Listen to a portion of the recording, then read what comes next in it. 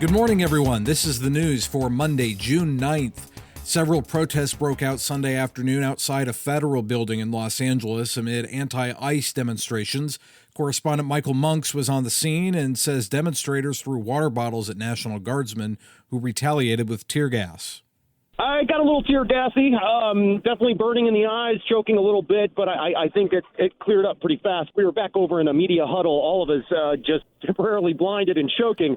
Monk says up to 30 law enforcement vehicles came to the building on Alameda Street, and that might have been what prompted the National Guardsmen to move the demonstrators onto the street. President Donald Trump called in the California National Guard over the weekend without the request of Governor Gavin Newsom. Newsom says Trump is, quote, trying to manufacture a crisis in Los Angeles County. 2,000 California National Guard troops are in the area after recent ICE raids. Also last night, the Los Angeles Police Department declared an unlawful assembly at a demonstration in downtown L.A. In other news, President Zelensky says Ukraine needs to respond to Russia's aggression with force. Appearing on ABC's This Week, he said that was the reason for last week's strikes on warplanes deep inside Russia. We have to prepare such plans because Russia can't, because we don't really know if they will stop this war. They don't want to stop the war. This is the problem. Zelensky says he believes that 34% of Russia's strategic aircraft were destroyed. Speaking in both English and Ukrainian, Zelensky said he wants President Trump to put more pressure on Russia, including stronger sanctions, to help bring about an end to the war.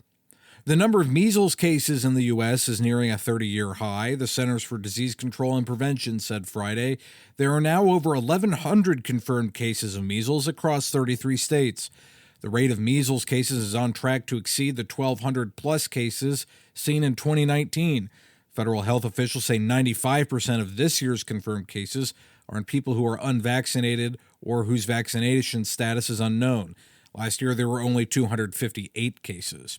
And Pope Leo XIV celebrated Pentecost Sunday Mass in St. Peter's Square, capping off a Jubilee gathering of over 70,000 pilgrims from more than 100 countries.